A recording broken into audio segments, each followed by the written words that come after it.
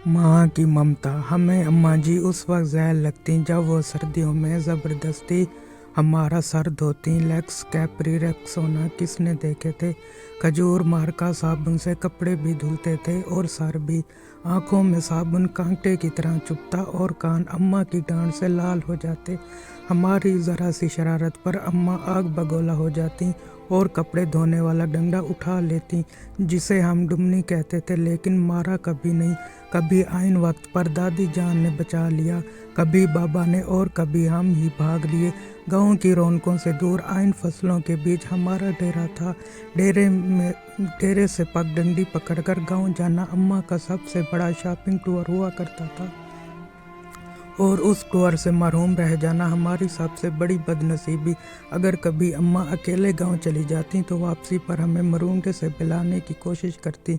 हम पहले तो नन्हे हाथों से अम्मा जी को मारते, उनका दुपट्टा खींचते, फिर उनकी गोद में सर रख कर मुँह फाड़ फाड़ कर रोते।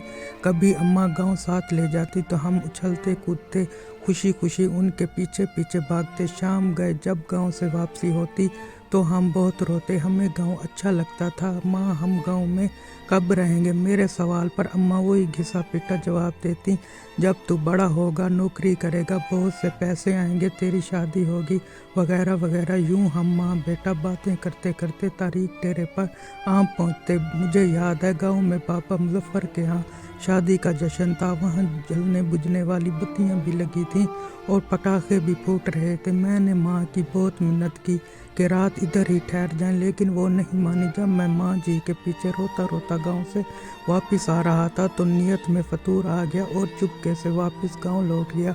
शाम का वक्त था। माँ को बहुत देर बाद मेरी गुमशुदगी का अंदाज़ा हुआ। वो पागलों की तरह रात के अंधेरे में खेतों में आवाज़ें लगाती और डेरे से लेकर गाँव तक हर कोने में लालटीन लटका कर झांकती रही। रात गए जब मैं शादी वाले घर से बाजियाब हुआ तो वो शेरनी की तरह मुझ पर हमला आवर हुई। उस रात अगर गांव की औरतें मुझे ना बचाती तो अम्मा मुझे मार ही डालती। एक बार अब्बू जी अपने पीर साहब को मिलने सरगोदा गए हुए थे। मैं उस वक्त 6-7 साल का था। मुझे शदीद बुखार हो गया।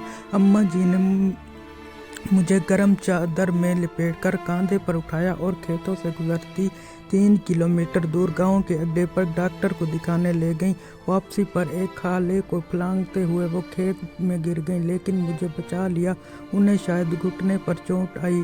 उनके मुंह से मेरे लिए हस्बी अल्लाह निकला। ये वाक़या मेरी ज़िंदगी की सबसे पुरानी याददाश्तों में से एक है। यकीनन वो बड़ी हिम्मत वाली खातून थीं और आखिरी सांस तक मेहनत मुशक्क़त कर की चक्की पीसती रहीं। फिर जाने कब मैं बड़ा हो गया और अम्मा से बहुत दूर चला गया। साल भर बाद जब घर आता तो माँ गले लगाकर खूब रोती, लेकिन मैं सबके सामने हंसता रहता। फिर रात को जब सब सो जाते थे चुपके से माँ के साथ जाकर लेट जाता और उसकी चादर में मुंह छुपाकर खूब रोता। माँ खेत में चारा काटती और बहुत भारी पंड सर पर उठाकर टोके के सामने आ फेंकती। कभी कभी खुद ही टोके में चारा डालती और खुद ही टोका चलाती। जब मैं घर होता तो सर भी उनका हाथ बटाता। जब मैं टोका चलाते चलाते थक जाता तो वो सर गोशी में पूछती, बात करो तुम्हारी फलां घर में। वो जानती थी कि मैं पैदाइशी आशिक हूँ। ऐसी बातों से मेरी बैटरी फुल चार्ज हो जाती है। फिर हमने गांव में घर बना लिया और माँ अपनी पसंद से मेरी शादी कर दी। मैं फैमिली लेकर शहर चला आया और माँ ने गांव में अपनी अलग दुनिया बसा ली। वो मेरे पहले बेटे की पैदाइश पर शहर भी आई। मैंने उन्हें समंदर की सैर भी कराई। क्लिफ्टन के साहिल पर चाय पीते हुए उन्होंने कहा, इस समंदर से तो हमारे डेरे का छप्पड़ ज़्यादा खूबसूरत लगता है। माँ बीमार हुई तो मैं छुट्टी पर ही था। उन्हें कई दिन तक पान खिलाकर समझाता रहा कि मामूली पेट का दर्द है, जल्द इफाका हो जाएगा।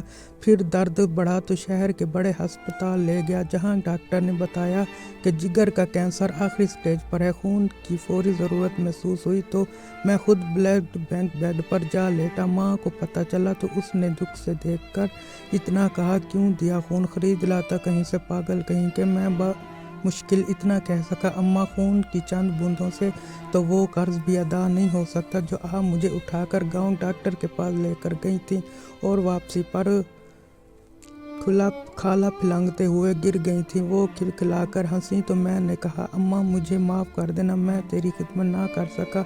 मेरा ख्याल है कि मैंने शायद ही अपनी माँ की खिदमत की होगी, वक्त ही नहीं मिला। लेकिन वो बहुत फराख दिल थी। बिस्तर मर्द पर जब बार बार मैं अपनी कोताहियों की उनसे माफ़ी तलब कर रहा था तो कहने लगी, मैं राज़ी हूँ बेटा, कहे को बार बार माफ़ी मांगता है। माँ ने मेरे सामने दम तोड़ा लेकिन मैं रोया नहीं।